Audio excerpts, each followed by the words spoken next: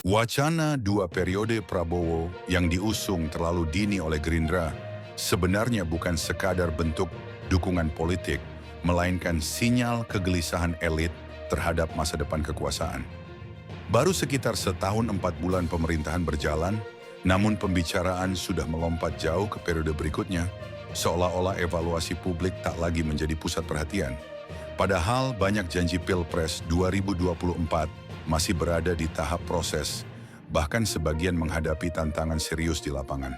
Di titik ini, narasi keberlanjutan lebih berfungsi sebagai alat pengamanan politik dibanding cermin atas kinerja nyata yang bisa diukur rakyat. Di balik wacana tersebut, tersimpan kepentingan yang lebih dalam. Stabilitas kekuasaan sejak dini berarti mengamankan soliditas koalisi, meredam potensi manuver politik internal, sekaligus memberi kepastian arah kebijakan bagi kelompok ekonomi besar. Dalam sistem politik yang sangat bergantung pada konsensus elit, kesinambungan kepemimpinan sering dibaca sebagai jaminan kelancaran proyek strategis dan kebijakan jangka panjang. Bahkan di mata investor internasional, isu dua periode bukan soal figur semata, tetapi tentang prediktabilitas arah negara. Indonesia dianggap aman selama tidak terjadi perubahan kekuasaan yang drastis, meskipun kinerja real di dalam negeri masih menyisakan banyak tanda tanya. Masalahnya, promosi dua periode yang terlalu cepat justru mengandung kontradiksi serius.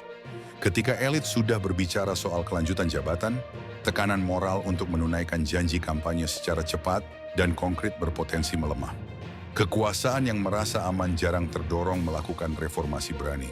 Di saat yang sama, masyarakat masih berada pada fase awal menilai kinerja, terutama dalam isu harga kebutuhan pokok, penciptaan lapangan kerja, dan pengelolaan anggaran negara. Ketimpangan antara narasi elit dan realitas publik inilah yang bisa melahirkan kekecewaan politik jangka panjang. Lebih jauh, wacana ini mempersempit ruang demokrasi secara halus. Fokus publik dialihkan dari pertanyaan, apa yang sudah dicapai menjadi siapa yang akan berlanjut. Padahal demokrasi sehat bertumpu pada evaluasi kinerja, bukan pengamanan kekuasaan sejak awal periode. Ketika opsi politik alternatif sulit tumbuh karena dominasi narasi dua periode, rakyat kehilangan kesempatan membandingkan visi, program, dan capaian secara objektif. Pada akhirnya, kompetisi politik berisiko berubah dari adu gagasan menjadi sekadar konsolidasi elit.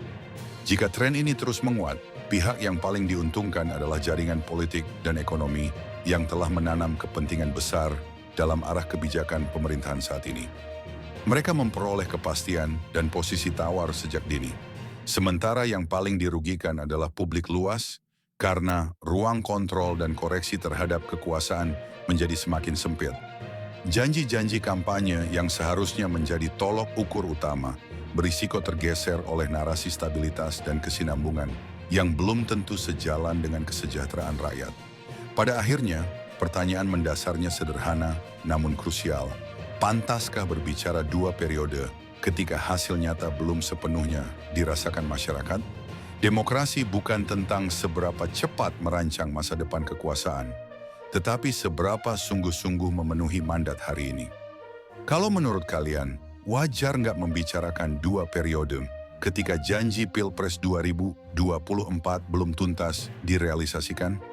Tulis pendapat kalian di kolom komentar. Jangan lupa like kalau analisis ini relevan, share ke teman-teman kalian, dan subscribe agar tidak ketinggalan pembahasan politik kritis berikutnya.